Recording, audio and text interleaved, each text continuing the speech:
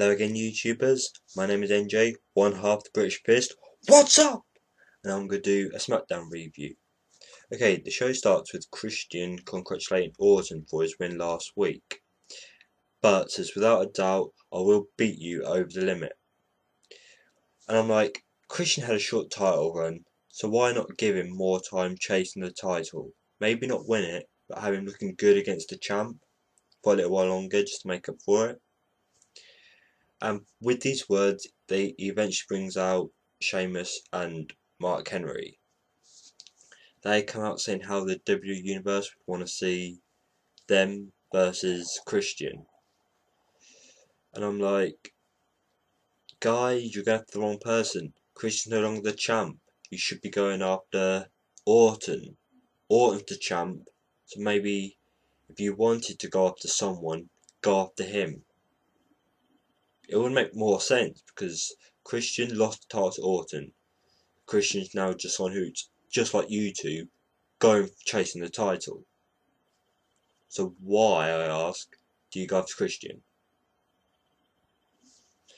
Okay, and they both start to attack on Christian. And after a short while after his attack, out comes Randy Orton. Orton comes to rescue and takes them both outside the ring. And backstage, Theodore Long makes the obvious match we could see coming by those four being in the ring and Orton helping Christian against those two with a tag team match for the main event. Should be a good match, hope so. The first match of the night we see is Sin Cara vs Daniel Bryan. Sin Cara puts on a good fight like he has in the last couple of weeks against different wrestlers, and I'm thinking that even though he's in a rivalry with Chavo, Sin Cara vs Daniel Bryan could be a good later match maybe. So maybe we've had these two fight after Over the Limit to make them start a rivalry or something would be a bit more better than what we saw tonight. But nevertheless, this match did add a little bit more to Chavo and Sin Cara's rivalry, as Sin Cara was about to lose the match to Daniel Bryan if Chavo didn't come to the rescue. But after the match, Sin Cara is unhappy with Chavo's interference and pushed him down. I'm like, yeah, you probably want to prove that you can still on your own, but you would have lost that match. You might have lost that match, I say, if Chavo didn't help. So why that? I don't get that. But anyway, moving on. Layla's in the ring saying that how she beat and sent Michelle McCool out of the WWE, and I'm kind of looking forward to seeing her on mic. But before she could say much more, Cole comes out, and I'm like, no, Cole, you've got enough heat, you've got enough things going for you. You didn't have to interrupt another Divas segment. But he goes on saying that Divas should not be in the WWE, or they are crybabies. And I'm like, I'm basically about to say piss off, because I'm like, no, you don't interfere in another Divas thing. And Leia just says, shut up and crawl back to your coal mine. But Cole goes on to talk about his match against Lawler, which brings out Karma. And instead of Karma taking out Cole, which I was hoping she would, she took out Layla and chased Cole to his coal mine. I don't know, it's just, with that, I would have done it a lot differently. I would maybe let Layla finish her speech, or get to a point when she says something that sparks off her next thing in the WWE, what she can do next, and have Cole just stay where he is in his coal mine, and then have Karma come out. But at the moment, I'm not seeing what Kara's planning on doing. I think she's going to keep on attacking and then see which diva she works well with and go from there. Yeah. And then we have Wade Barrett with more stronger and more efficient members of the core versus Kane. And I'm like, this should be a good match, because as I've said before, Wade and Kane have, I think they have something there, nothing huge, nothing that's too great, but I think they have some kind of good fight in there. And the match turned out to be pretty good. You get to see Kane dominate Wade, you get to see Wade trying to prove himself in the match. But the match ends as a DQ as Justin Gabriel and Heath Slater interrupt the match and basically attack Kane, taking him out. And out comes Zeke. Yes. Zeke comes in, he takes out the core, and Kane goes out the ring. And I'm like, maybe, so I'm a great fan of Kane, as you guys might know. So maybe what I would like to see is a Zeke's taken out the core. That moment when the core started to take out Zeke, I would maybe like to see Kane, of still been in the ring, got up and helped Zeke.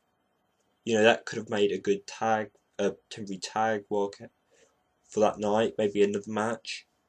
Zeke and Kane versus Slater and Gabriel, with Wade at ringside, or Wade and Gabriel to Heath at ringside. Anything could have worked.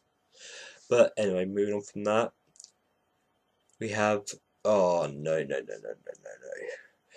One of the worst parts of the night, we had Carly and Braden Singh come out in cowboy hats to do a kiss cam.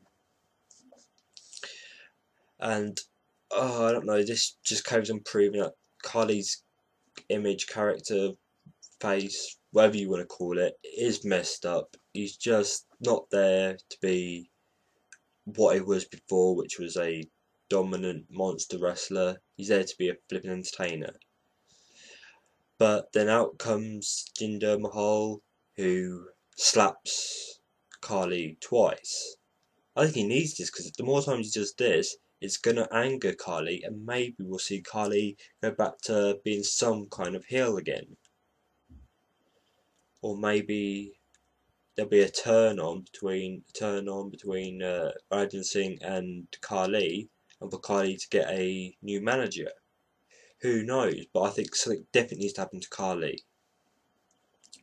The next match was a match that I thought would have been better if it had been built up right, or if maybe the match went on a bit longer. Ted DiBiase versus Cody Rhodes. And after calling the fans freaks and offering Ted a mask, the two wrestle in a short match. Not much I can say about this, apart from Cody picks up the win, and then Ted there is just, I don't know, I can't say much about Ted because he's not even doing that well on SmackDown yet, is he? No. And backstage, there's a short white core and having a backstage interview sort of thing. And why he changes Zeke for the IC Championship match at Over the Limit. And I'm like, oh, that's good.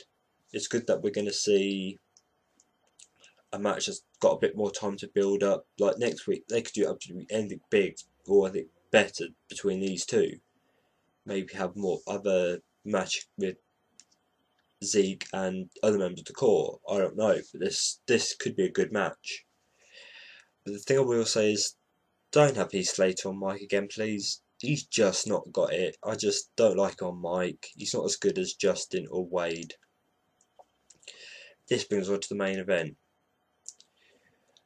But instead of going through the whole match, because I think the result of the match was pretty much there. You could see it coming. Just to build them up more going into the pay-per-view, was Christian tags himself in, and he does the kill switch to Sheamus. Randy Orton RKO's Mark Henry, who came in to do the rescue, and Christian picks up the win. And I'm like, that was a good main event, because it had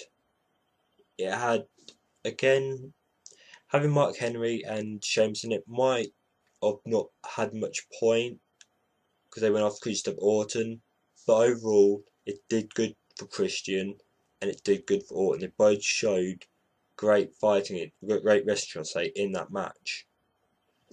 But anyway, I'll let you guys tell me what you thought of SmackDown, what you thought of each match and segment up in the SmackDown. Leave your comment section below, and I'll make another vlog or review again soon. Goodbye.